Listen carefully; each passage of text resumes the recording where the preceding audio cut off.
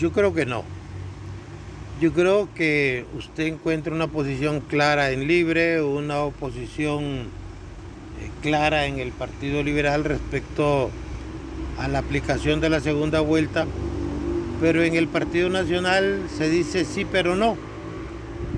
Y ese lenguaje ambivalente es lo que genera malestares y críticas. Yo creo que el Partido Nacional debería decir claramente que políticamente no le conviene en este momento una segunda vuelta. ¿Por qué? Porque todo el ambiente genera la impresión que la oposición se va a unir si no obtiene el porcentaje que establece la ley para obtener la mayoría que se requiere en una segunda vuelta. Entonces deberían ser sinceros y decir, no nos conviene políticamente la segunda vuelta en este momento, si al fin y al cabo la política es coyuntura. Pero salen con un mensaje ambivalente, de decir sí queremos pero no queremos, ¿verdad? O sí queremos pero no podemos.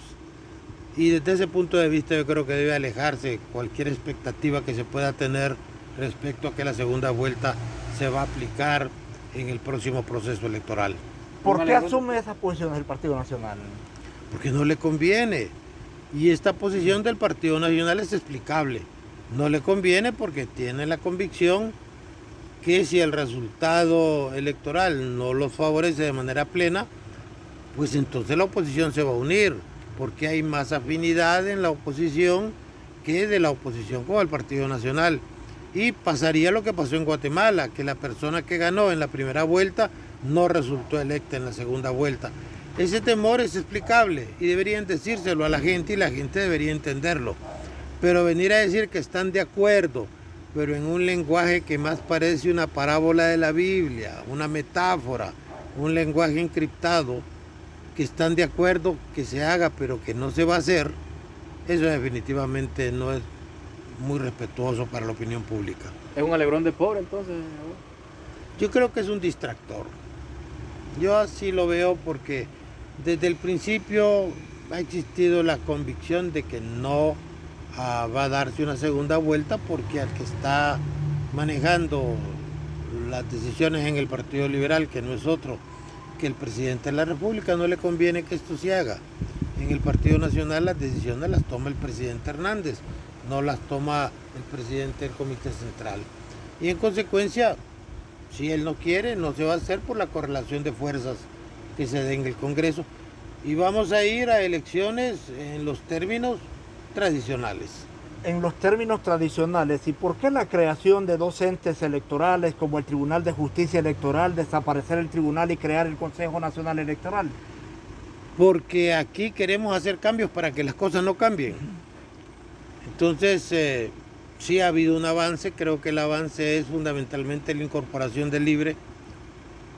Ya Libre no tiene la argumentación de que no está dentro de la estructura electoral del país, y hoy lo que le queda es hacer un papel que permita unas elecciones verdaderamente transparentes.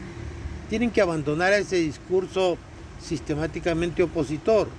Ellos tienen la presidencia del Consejo y desde ahí pueden hacer mucho. Fundamentalmente decirnos si las elecciones son válidas o no. Pero el país debe ir a elecciones internas y primarias. Una vez que los partidos tienen candidatos, los dueños de los partidos empiezan a perder poder.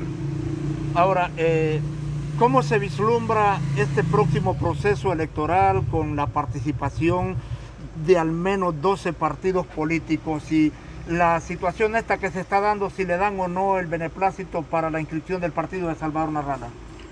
Mire que la oposición tiene que ponerse muy alerta.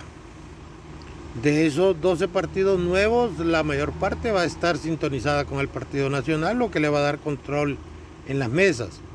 La oposición debe entender que no solamente deben buscar un candidato y una propuesta, sino que tienen que trabajar en la parte organizativa.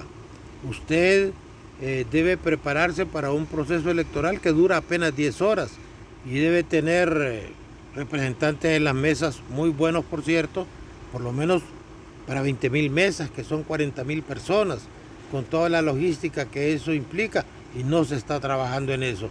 La oposición debe entender que el tiempo está en contra de ellos. Las elecciones primarias son en marzo. 7 meses después estamos entrando a las elecciones generales. 7 meses es muy corto tiempo para poder montar una estructura electoral eficiente.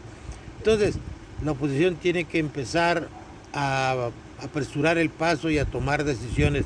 Mientras sigan como están, creo que la cosa no va a pintar muy favorablemente para ellos desde lo que dura una elección, apenas 10 horas. Pese al desgaste del Partido Nacional de 3 periodos en el gobierno, las sendas denuncias de corrupción y el fraude que se denunció tanto en el 2013 como en el 2017. El sistema está diseñado para una elección de 10 horas, donde no gana el mejor.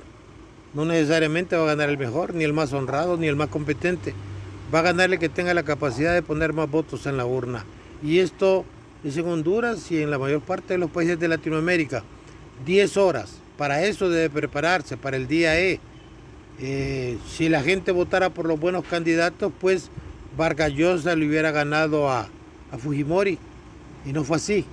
Gana el que saca más votos, no el que tiene más gente. Entonces hay que prepararse, abandonar ese discurso romántico de creer que el pueblo va a votar masivamente por el mejor candidato. Hay que prepararse para construir un triunfo electoral desde una organización territorial y una organización electoral eficiente. No solamente basta tener la oposición unida y un candidato bueno. No se le olvide que el mal muchas veces triunfa. ¿Y qué hacer para cambiar esa percepción, abogado, y que tengamos un verdadero proceso electoral limpio, creíble y transparente? Pues que se ponga viva la oposición, pues. La oposición debe ponerse en una plataforma de entender con qué reglas está jugando y a quién se está enfrentando. La oposición debe tomar una decisión ya, qué candidato va a apoyar. Y luego, qué estructura organizativa electoral va a desarrollar. Mientras tenga un buen candidato y no tenga estructura electoral, no está haciendo nada. Entonces tienen que trabajar entendiendo que el tiempo los está afectando.